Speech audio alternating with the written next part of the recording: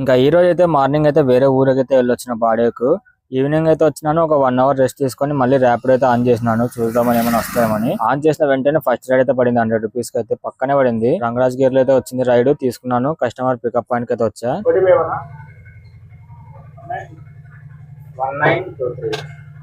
ఎక్కడ అడ్రస్? కల్వర్ ఎస్టేటా?